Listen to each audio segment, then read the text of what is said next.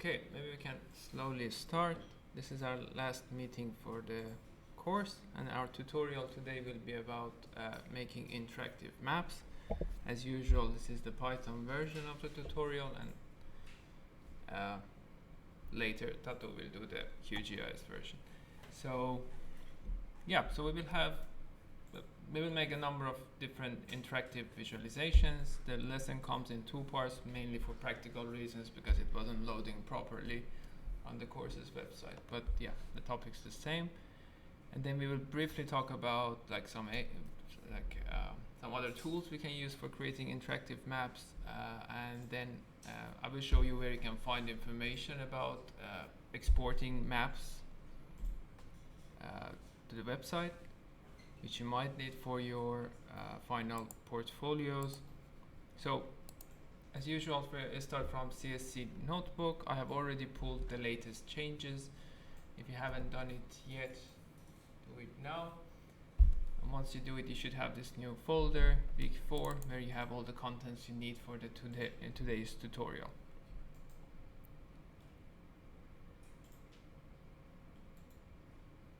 So I will start with this file called interactive with Python number 1, this notebook file.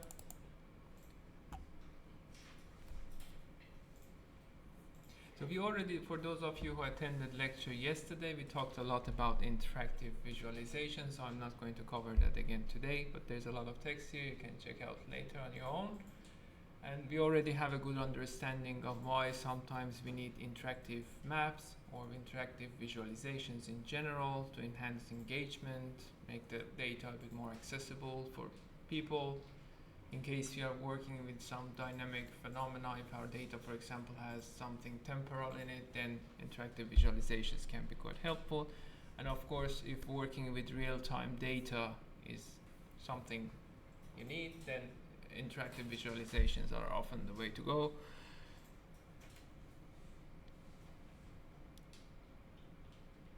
So in today's tutorial, we are going to work with a number of libraries.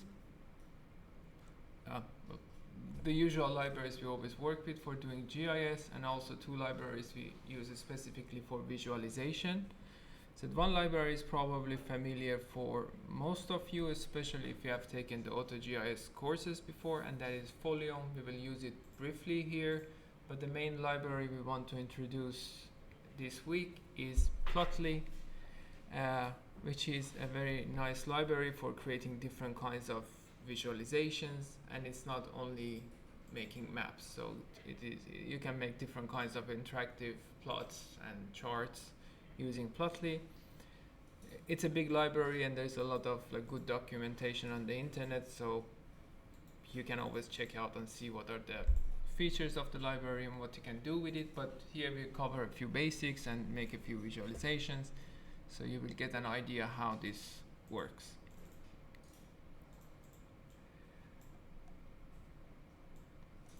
So the dataset that we are going to work with for this tutorial is wildfires from Finland. So we got the data from NASA, and it's a large dataset covering the whole world, but we just filtered the data to include data points from Finland.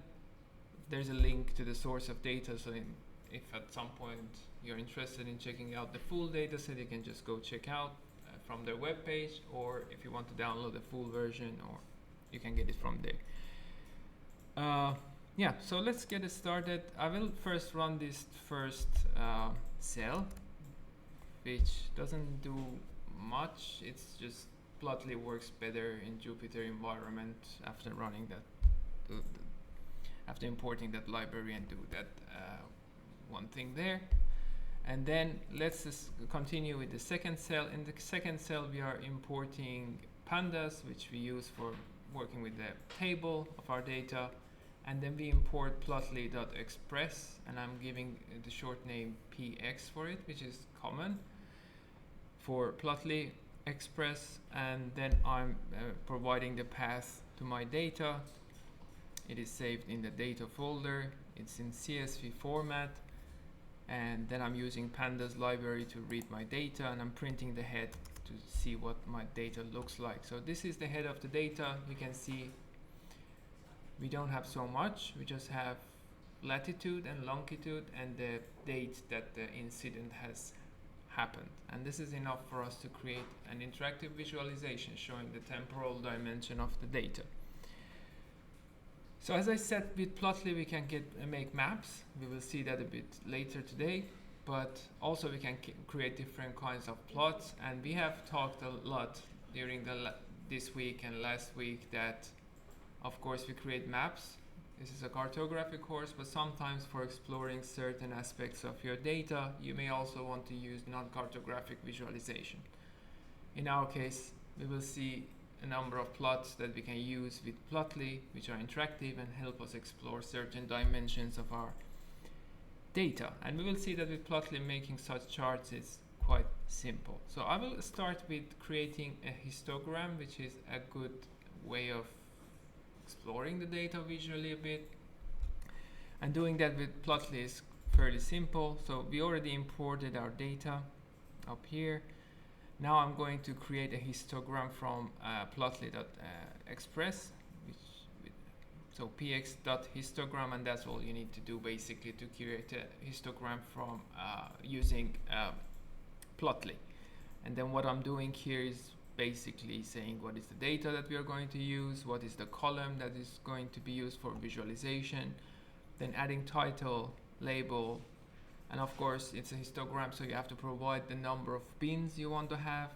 I'm going with 120. It's a large data set over a long period of time, so that's why I'm using so many bins here. And then you apply a color. And then you can also update the layout, add more details. In my case here, I'm adding a title to the X and Y axis. And I'm also applying a gap between the bars. So I'm using 0.2 units. And then I'm showing the figure. So let's run this cell and see what we get as the output. So yeah, so this is our histogram. And if you play with it a bit, you see that it's very interactive. You can zoom in, zoom out. You can do a number of things. You can even export it as image. And yeah, up here you can see there's a toolbox that you can do a number of things with Plotly visualizations, which is nice. And also if you use this on your website, for example, for the final project where you create the portfolio, you can easily include it and it will remain interactive. Like you can see an example of this on the course's website. So this is an example of creating an interactive histogram using Plotly, and it doesn't take so many lines of code. It's fairly simple and it's interactive. You have tooltip and you can browse the data visually. The second non-cartographic visualization we are going to use here is a box plot, which is also known as box and whisker plot. It's a good kind of chart for showing distribution in your data. Soon you will see how it looks like. I'm sure you're very familiar with it already. So what I'm going to do now is, well, we have this temporal dimension and I'm going to make sure that it's in the right date time format. That's why I'm using the pandas to date time function to make sure this is in the right format to work with this temporal dimension. And then I'm doing a bit of grouping. I want to group the data based on the year and month so that I can use it in my visualization. And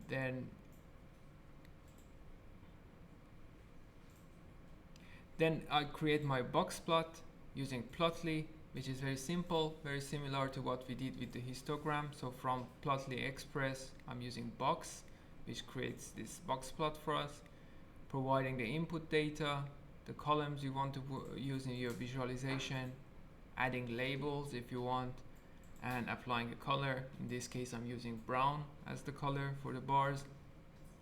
And you can add further customization to the plots.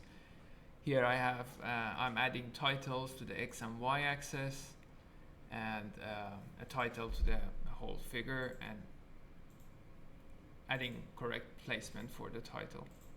So let's run this cell and see what we get as the output. So this is the output. This is a box plot showing the distribution of fire incidents by month. We got it by months because, well, we prepared our data that way. We did the aggregation based on months, and we can see that in certain months of the year, there's a lot of fire. For example, in months, well, as expected, during summer we have more of it. In May there's a lot, and you get an idea how is the distribution, and if you have outliers in your data. It's also a good visualization for identifying outlier points in your data. Again, similar to the histogram, this is interactive, meaning that you have a tooltip, so it gives you some idea, some statistics from your data, and also you can zoom in, zoom out, and I guess export it or download it as a PNG file straightly from the plot. Another visualization we want to create before we start making our map is a time series line chart. We created this last week, but last week we used we simply used matplotlib, so it wasn't interactive or anything. Now we want to do it with plotly.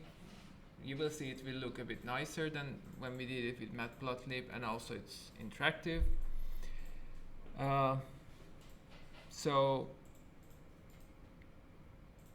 So we have already, I have started over here, but you have taken this as steps before, so they weren't really necessary. So importing the libraries and also making sure that the column where we have the date is in date time format.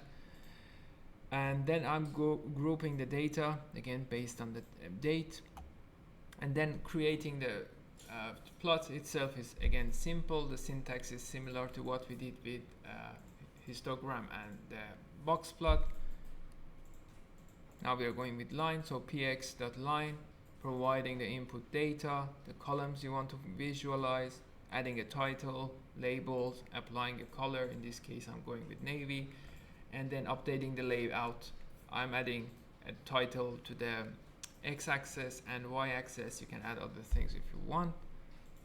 Let's run the cell and see what we get as the output. So we have a large data set from almost 10 years, so we have the time series looks long, and it is interactive. So compared to what we did last week with matplotlib, this time series is more interactive.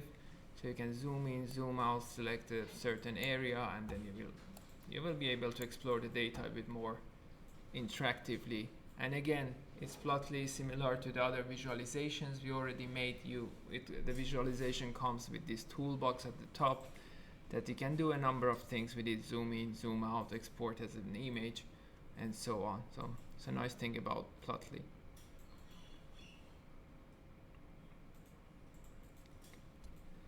Now that we created these interactive plots using plotly, we will see how we can use the same library to produce maps, interactive maps.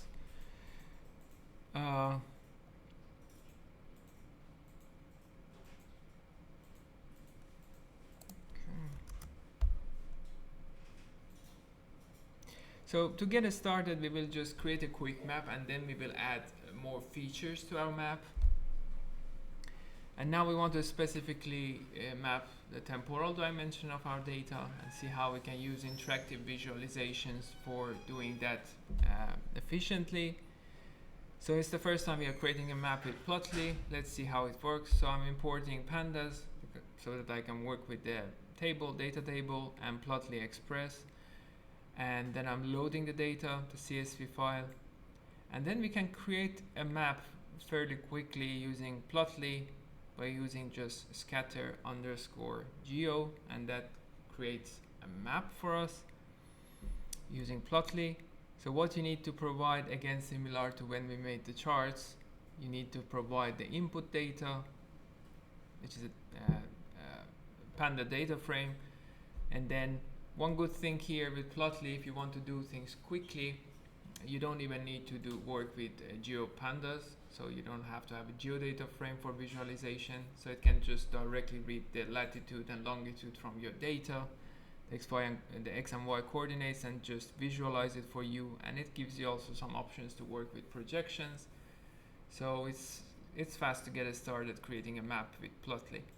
So here I'm providing the columns where I have the latitude and longitude, and then a color scheme I'm applying. I'm using red, and then hover name. So it has tooltips, so when you hover on the features it will show something. I'm using the column where I am storing where I have the data, where I have the temporal information, the date. And then you can also specify the projection that you want your map to be in. And if you check the documentation of Plotly, you can see there are a number of options available to you, so you can choose from them and see which one is more suitable for your map. So this is basically enough for creating the map, but here I'm continuing updating a few things using this update_geos. So I'm centering the map over Finland, and I've entered the coordinates manually for somewhere in center of Finland, and and also applying the extent. So I've done it manually. Of course, you can get it using, for example, GeoPandas as well. And then I'm adding a title to my map and placing it in the right place. So once you run the cell, you will get this kind of map, which doesn't look super good yet because we are going to continue work with it. So, but it's interactive, so you can zoom in, zoom out, and you can see you have a lot of points from Finland, and the data is, the map is fairly crowded. So we are going to continue working with this and try to make better visualizations. Again, you see that this is Plotly, so it comes with the standard toolbox at the top, so you can export easily an image from the map and zoom in, zoom out, and do a number of things.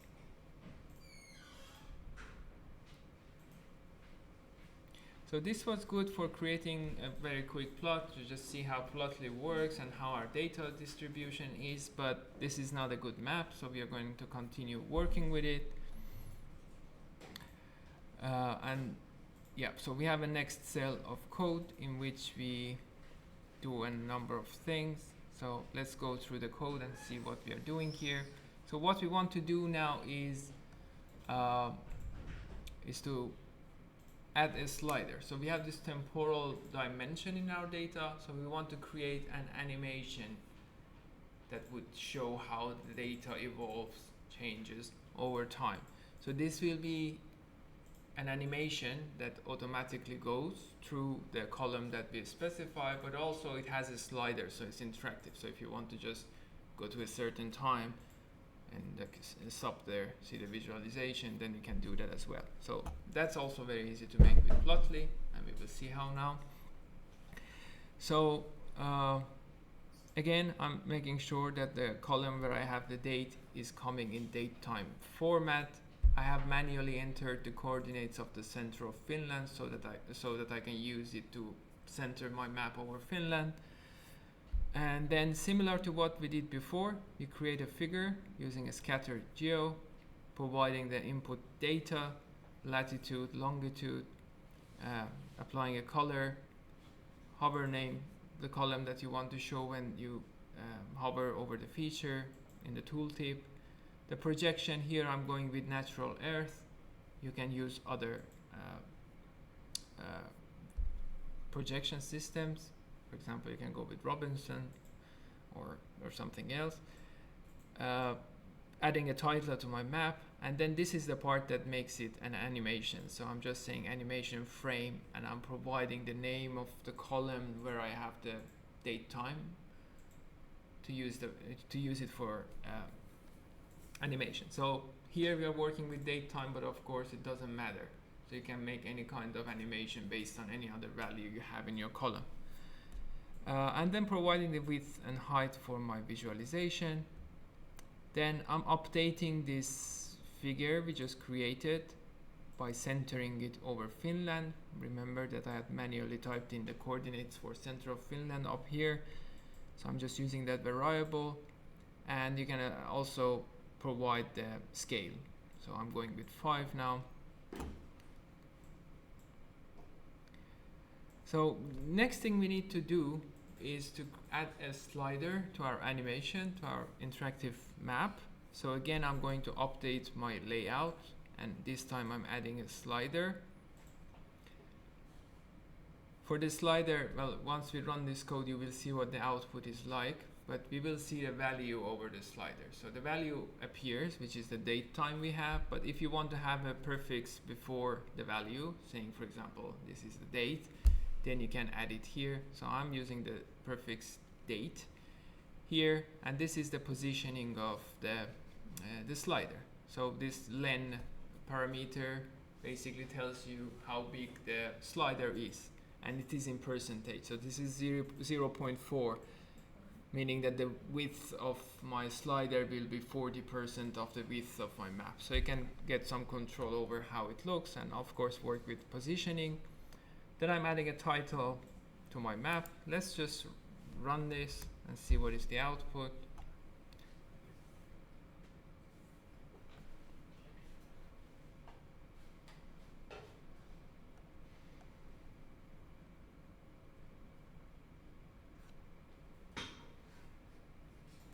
Yeah, so now we get our interactive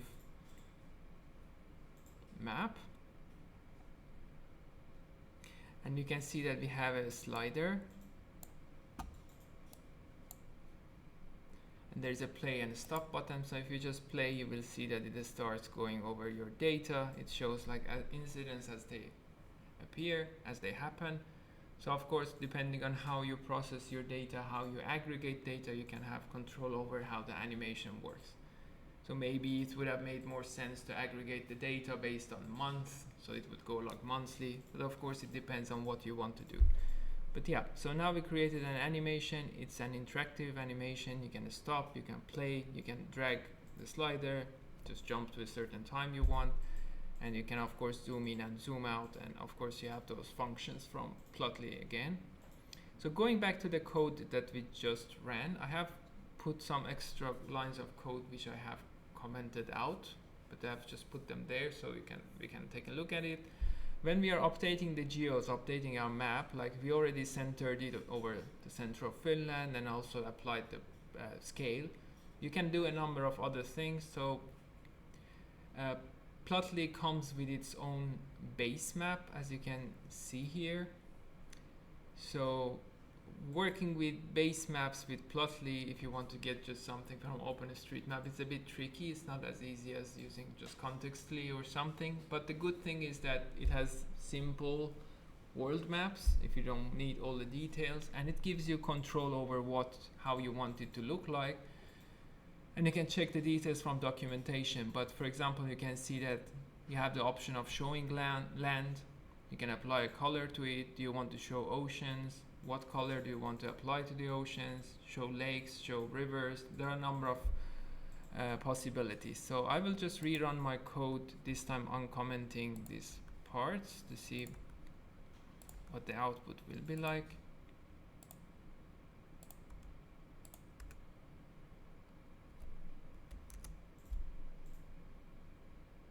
And here at the end we have one line which is commented out, but it's for exporting the output as an HTML, which is handy. So if you want to, for example, include it on your website, you can export it as HTML very easily. So this is our updated map. You can see we just applied colors and we played with the background a bit. So there are a number of parameters. Here are a few that you can use to customize the background of your map. And you can read more from Plotly. There are more. So this is a good map already. Of course, there's room for improvement, but now we want to do things a bit differently. So maybe it depends on the use case of your map, but maybe instead of showing individual points where the fire has happened, it would be more informative for our users to see the number of fires per regions in Finland. So again, it doesn't have to be this way, but this is one common use case that can help simplify the map. So what we are going to do next is a bit of very simple GIS, aggregating the data to the regions. So instead of dots, we are going to visualize the regions and the number of accidents that happen over time. So for doing that, I have retrieved a data set, shapefile of the regions in Finland from Python, and I have already put it in the data folder in here, so you don't need to get it, but it's just a shapefile from National Land Survey, I think. And then I'm using GeoPandas to read it, so, and making a quick plot to see what data we are importing here. So this is what we are working with. You see a map of Finland with all the regions, and now we are going to do some very simple GIS to get the counts to each of the regions. So continuing with this, I'm making sure that we are working in the right coordinate system for the web map. And then what I'm doing next is to convert my data to GeoJSON, and that works well with Plotly.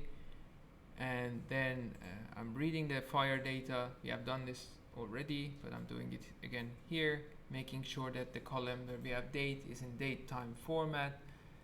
And yeah, then I'm converting my data to geodata frame, and then doing a special join. So we have these polygons of regions in Finland, then we have these points showing where the fire has happened. So I want to do a special join between these two layers to see how many points fall into each of these regions, so we get the count for each area. So this is what we are doing a special join using based on intersection, and then we are exporting the output. So once we do the aggregation, so we do the special join, we aggregate the data, and then we export it as a CSV, which we will continue working with. To see what we are getting as the output, I've also added the .head, so we will see what the data looks like. So this is what we have now, the first 5 rows from our data. As you can see now, we have the name of the regions where the point was located. We got it using the special join. We have the year, and we have the number of incidents. So for example, you know that in Etelä-Karjala we have 39 incidents in the year 2012. So we are going to continue working with this to visualize. One thing that we talked about yesterday is classification, and we saw that it's quite important when it comes to creating maps. So now we are going to work with a library called Map Classify that helps us create data classification based on the column that we want to work with. So we have talked a lot about this library in the AutoGIS course page, and I put the link here. So if you want to learn more about Map Classify library, you can refer to those pages. Here I'm just importing the library, creating a classification based on natural breaks, and I'm applying it to this column incidents, where I have the number of incidents, because we have a wide range of numbers. Like in one place there might be only 1 accident, in one place there might be 80 accidents. So if you want to visualize this without classification, it becomes tricky. So classification is a good idea here. And then next thing I'm going to do is to create a custom color ramp. So I'm creating a color scale from yellow to red, and I'm giving the values 0 and 1. So it will scale the color automatically from yellow to red within the range 0, 1. So this is one way of having a bit more control over the color ranges you use. Next, I'm going to create my map. This time I'm going to create a choropleth map using Plotly. The syntax again is similar to what we have already done with Plotly. First we are saying like the data, what is the data frame that we are going to use. This is the aggregated data we just created. Then we need a GeoJSON file which we use for visualization, and this is the Finland regions that we already converted from. It was a shapefile, we made a geodata frame, and then we made it GeoJSON, and it's going to be used for our map. And yeah, we are applying colors, and you can also provide a scope for your map. Of course, you can do it manually as well, but we are doing using Europe as a scope, applying height, adding title, label, these details that we have done before. One good thing about Plotly, we have always, like we saw already, if you want to specify the extent of your map, of course you can use the coordinates. One good thing about Plotly is that you can just get it automatically. So if in the update geos, if you set the fit bounds to the locations, so it will just adjust the extent so it's the right extent for your data. So it gets it from the extent of your data. And visible is false. So this is the base map that we saw before. So if you set visible to false, it will not add that base map we saw before, the borders of country, because now we have the borders of the regions in Finland and we don't want it to overlap with the base map from Plotly. Yeah, then I'm adding margin. So this margin, it adds a bit of space for at the bottom, at top, different areas depending on what you want, and specifying the height, and of course the slider. For the slider, I'm adding a bit of padding to the top. So this T is short for top. So I want to have a bit of gap between the slider and the map. Of course, these are things that you should, like, depending on how your map looks like, you should a bit like work with to get it the right way done. So now I'm running this cell. Let's see what is the output. Okay, so now we got the map as output. So yeah, so as specified, this is our classification. We have 8 classes, which we got from natural breaks, and we apply the color from yellow to red, and we still have our slider. This time we did the aggregation based on the year. So if you just play, you will see how the accidents have changed in different areas over the years. So one weird thing that you might notice here is that sometimes some regions disappear, and the reason is that in our data we don't have, in years where there hasn't been any accident in one certain region, but that is not visualized, that row is not present. Well, of course there are a number of ways how you can handle this. For example, you can work with your data and add it manually. Or another thing I'm going to do here is to also our map has a tooltip, so if you go over it, you will see a number of things we added to the tooltip. So it's very interactive and nice. But now we want to fix that problem with regions that disappear. As I said, you can manually adjust the data, or in my case I want to just add the polygons twice. So I will have twice the layer where I have the boundaries of regions. I will have it once statically, and then I have this interactive map on top. So even in those cases where it might disappear because there has been no incident that year, I will still see the other layer that I've added there. So this is what I'm going to do next. So I'm repeating the same thing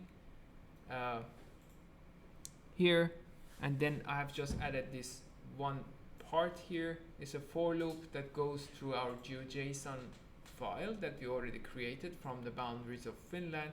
It reads the geometries and checks whether it's a polygon or a multi-polygon, and then it adds it to the map using this add underscore scatter geo.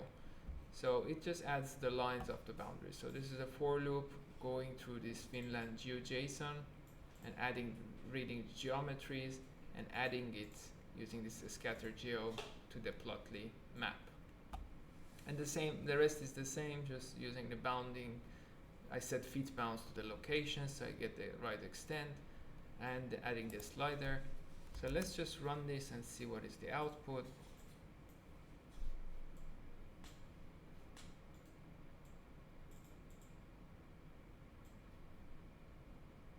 So now we have this updated map, and we fixed that problem in the years that we don't have any accident in a certain region. For example, in 2012, nothing has happened in these 2 polygons.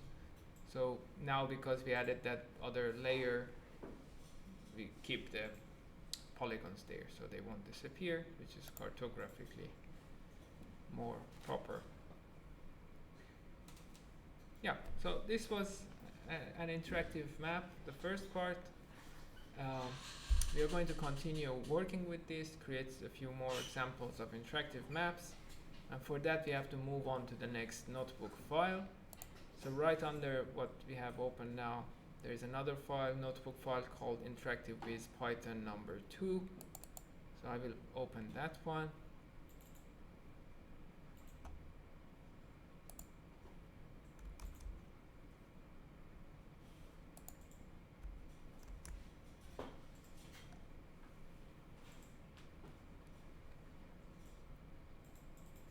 So now what we want to do, yesterday we talked, in the lecture we saw examples of combining cartographic and non-cartographic representations. We saw that sometimes, well, charts and maybe other examples of non-cartographic representation have their benefits, but at the same time, working with geospatial data, we need to have maps at the same time. So combining the two can be powerful, can give us a lot of features. So this is what we are going to do. So imagine now we have made all these animations, but we kind of miss a chart. I want to just look at a region. Let's say I want to look at Ultima and see how the number of accidents have changed over the year. And for that, for example, it would be handy to have a bar chart. But I want to also have the map. So I'm going to combine these two, have them both in one interactive map. And for this now we are going to use Folium library, again a library that is familiar for those of you who have worked with it before or have taken the AutoGIS courses. So we are going to import the libraries that we need, GeoPandas, Pandas, Folium, and from Folium we import also pop-up. We are going to use the pop-up to show the histogram, the chart that we are going to create. And then, then we are providing the path to our data. So these are the regions we had downloaded before. They were already in the data folder. Reading the shapefile and getting it to the right coordinate system. Then we have this aggregated data that we created in the last part of the fire accidents. I'm reading it using pandas. So here is the fun part where we create the interactive map. So I'm creating a map, a Folium map object, also specifying the starting zoom level and the center of the map, which I have added manually somewhere in the middle of Finland. And then I'm going to create a bar chart. So what I'm going to do, when you create a plot, for example, using matplotlib, which we are using here now, it is an object. It's an object. So putting it into your pop-up might take a bit of more work. So to make this simple for us, I'm creating the charts for each of these regions. I'm saving them as a picture, as an image file, and then I'm inserting the image in the pop-up. So it makes my life easier. So it makes it a lot easier to create the visualization. So when we do cartography or anything programmatically, one of the main reasons is to automate processes. That's why for doing this step of creating the chart, I'm going to use a function which I can run over and over for different regions. It's a nice thing about doing things with Python or any programming language. So instead of creating these charts one by one for all these regions, I will just automate the process. So this is the function that I have made, and we will go through what it does. So it reads the data, and it just uses matplotlib to create a plot. So nothing new here. So we are just creating this figure in X and creating subplot, giving the size, and then we are creating a bar chart with it based on the year and the number of incidents we have, and I'm applying a color to it. I guess it's some bluish color, but you can provide any hex code you want. Then I'm applying, setting the title of my chart, and then if you want, you can add a label for the X and Y axis. So this is something we have done many times. And then I'm using a layout, automatic layout using Plotly, using matplotlib. So that's it. So that's something we have done already a long time ago. We know that. So this is the part where I'm creating the image. So creating the image so this is not the easiest way of doing this, and you don't have to do it this way. You know that you can just save the matplotlib output as an image using this PLT using save fig. So you can just save it as a file and then use that file for your visualization, but I have done it a bit differently.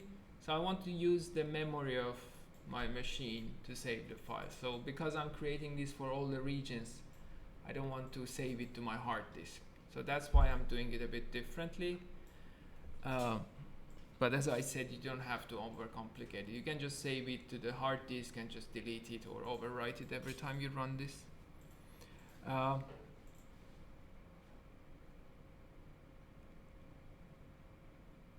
Yeah, so this is basically the Python way of accessing the memory. So I'm going to use the RAM of the computer, which in our case is some machine in CSC, to store the file. So this is the Python way of doing that. And then these are the related things. So in the memory, it reads the memory in a certain order. That's why once you're done with saving the file, because we are going to do this many times, I'm going to use this image.60, so it goes to the beginning of the memory slot. So these are like a bit like memory managing things. As I said, if you want to keep it simple, you can just save it to the hard disk and just overwrite it and then delete it at the end.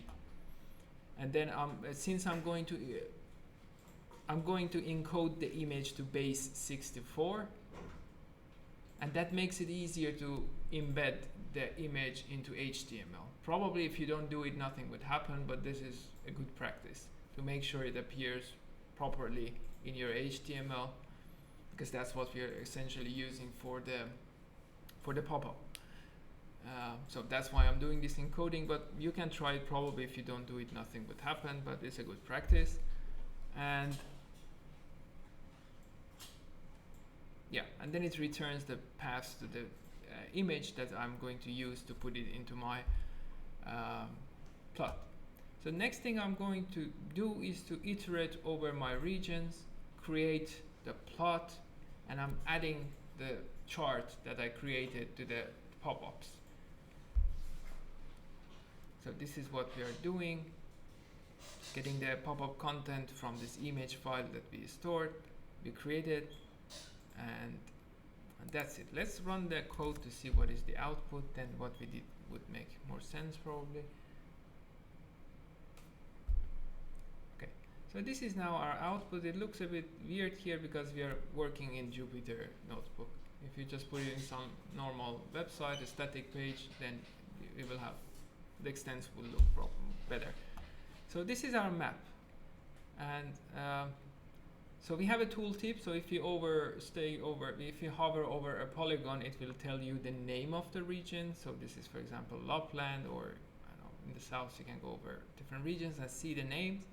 And then if you click on the polygon, you will have this pop-up where you get the charts that you just created. So if in my case, I just clicked on Lapland, and I get this bar chart of incidents in Lapland. So I see how it changes over years. So now I'm benefiting from having a map, so I can see and visualize where Lapland is, and then at the same time I'm seeing the distribution of fire incidents in Lapland by using this pop-up. So in the pop-up we have an image that is loaded, and that is the image we created in the memory using that function I showed you earlier. So we want to create, so this was one more thing with Folium. Now we want to create an interactive heat map with data sets like this, where you have a lot of points and there's a lot of overlap between them. You probably know that heat maps can be sometimes useful for visualizing. So now we want to see how we can create a heat map interactively, and for that we are going to use Folium again. So there's a bit of text here explaining what we are doing and why we are doing this that you can check later. And there's a detailed description of what we are doing in the next code cell, but we can go through it together. So I'm importing pandas again to work with my data table. I'm importing Folium, and from Folium I'm importing heat map. I'm loading the data. It's a CSV file, the same file we have worked with, and then reading it using pandas. And then here I'm creating my map object using Folium, setting the location. So here I'm getting, so another trick, if you want to, well, sometimes you have just, if you want the center of your map, we have done it in different ways. Like previously I've added it manually. Here I'm just getting the average value of my latitude and longitudes. So I'm just using latitude.mean or longitude.mean. So it just calculates the center point of my data. So it will just zoom it over my center point. So the data is from Finland, so the center point, and it was rather uniformly distributed. The center should be somewhere in the middle of Finland. So another trick for automating your map making processes. And then I specify zoom start level as 5, which worked well when I tried it earlier. And then, so here I'm providing the heat data. So for my heat map, here I'm just going with latitude and longitude. You know, when you are creating heat maps, you can also, if you have another column that shows the intensity of the incident. So if you had, okay, the fire has happened here and it was intense to a certain level. If you have this kind of information, then you can add it to your heat map. So the heat map will be weighted by the intensity of the incidents. Probably this is something you have worked with a lot. For example, when you're doing it in QGIS or ArcGIS or somewhere, it asks you for a column where you have the intensity. In our case, we don't have that. We just have the coordinates and we want to treat them equally. So I'm not providing any extra columns here. And this is where you add the heat map. So heat map, then this is the heat data that we had, and then we add it to our map, the Folium map that we created earlier. So the line it takes basically for creating, it just takes 2 lines of code to create the interactive heat map. And then if you want to save it as an HTML, which you can embed in your website or somewhere else, then you can just save it as an HTML. Let's just run this and see what is the output like. So now we created an interactive heat map, which is useful for many types of data, including this kind of like point data, which is very dense. And it's interactive and it updates itself depending on your zoom level and the extent. And it's quite efficient depending, well, the data is quite large, but still it works quite well. And yeah, so this was an example of how to create an interactive heat map using Folium library. So that was the main part of the tutorial. I will just quickly show you a couple of things before we end this part. So we have another notebook file called AI and Other Tools. You can also, we don't really have code here, you can also check this from the website, but here, like, these are the things we talked about yesterday about use of AI in working with cartography. One thing that could have been nice and we didn't do it, it's something maybe you can explore on your own, is some kind of a GIF. So now we created that heat map and it was an automatic, it was an interactive heat map. But what if you want to create an animation like this? So yesterday we talked about different tools that are available to you as a cartographer. And here we talk about it again. I'm not going to go through it again. But yeah, I've created this using an online tool, Location Foursquare. But of course we are geographers, so we want to do things our own way. So if you want to create this yourself, like I said yesterday, an animation is basically a set of images, static images that are running in a sequence. So you can create different heat maps. You saw how we can create heat maps or different kinds of map. And then, so this is the process, for example, you could take to create this kind of animation in Python or similar programming languages.